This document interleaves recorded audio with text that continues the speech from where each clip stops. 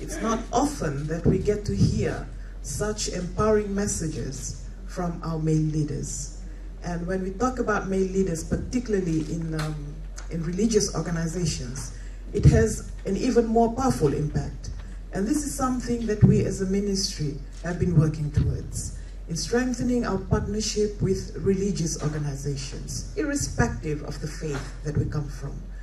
Strengthening our partnerships with the different religious organizations in Fiji, because we know that religious organizations stand on a very strong platform to change mentalities in society. And when we talk about gender equality, when we talk about patriarchal societies and patriarchal norms in our societies that we as a nation are trying to eradicate, religious organizations have a powerful force in changing that mentality. And we as mothers sitting here today, we also have a lot to contribute in that regards. And here I'd like to talk about our children, the way that we bring up our children. Today that almost every day, we get to read about a story, either in mainstream media or on social media, about the different challenges we're facing as a community in relation to our children. And when I say children, I'm talking about little babies. I'm looking at statistics from, I think it was last year, in relation to sexual offenses against children.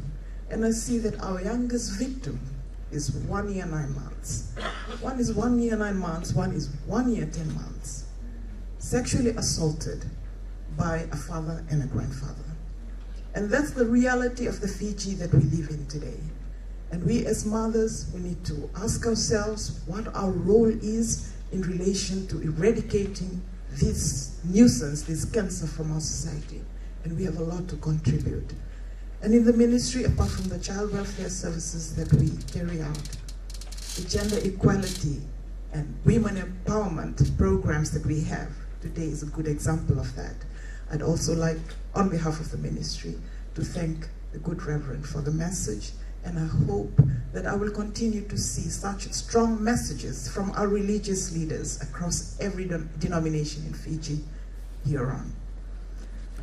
I'd like to now speak about the sewing machine program that we have in the ministry and the whole focus of our training for the next 3 days.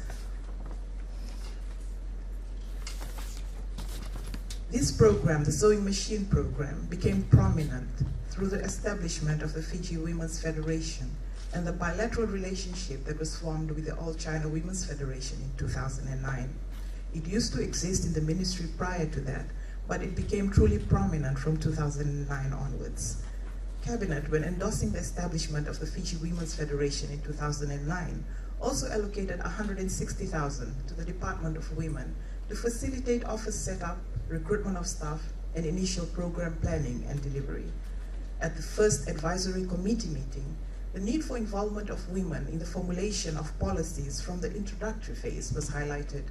This was very much in line with Fiji's international obligations to promoting women's development, especially the Beijing Platform for Action and the Convention on the Elimination of All Forms of Discrimination Against Women, which emphasizes the need for men and women to participate fully and equally in the formulation of macroeconomic and social policies if we are to eradicate poverty and achieve sustainable development in our country.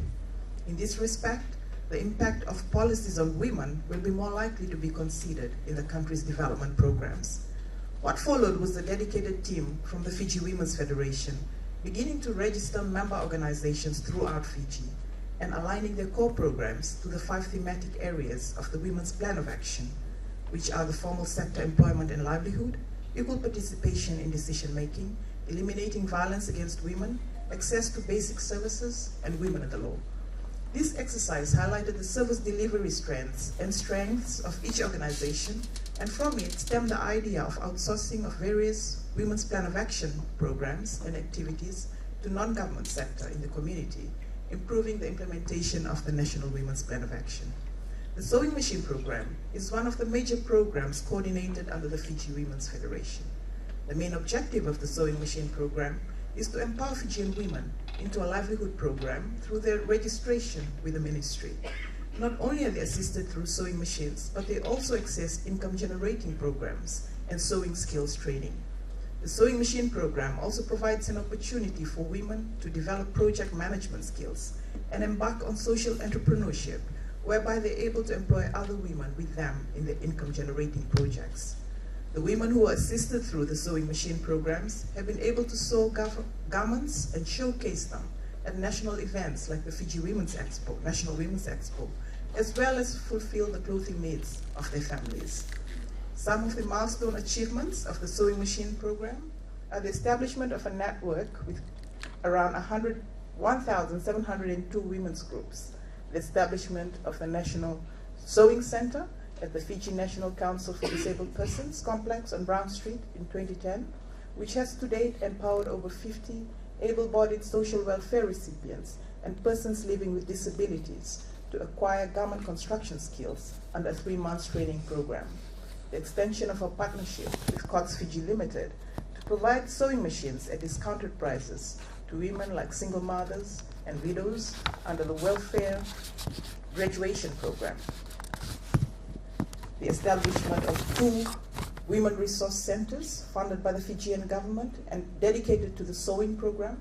These are the Moto Women's Resource Center in Nandi and the Mbua Women's Resource Center in Nambawalu, reaching out to single mothers and widows living in heart homes and public rental board flats and providing them with sewing machines to help them earn a living, and equipping graduates of the Makoi Vocational Center with sewing machines to venture into their own sewing businesses immediately after graduation. The 30 of you trainees here today have been carefully selected from the 4 divisions.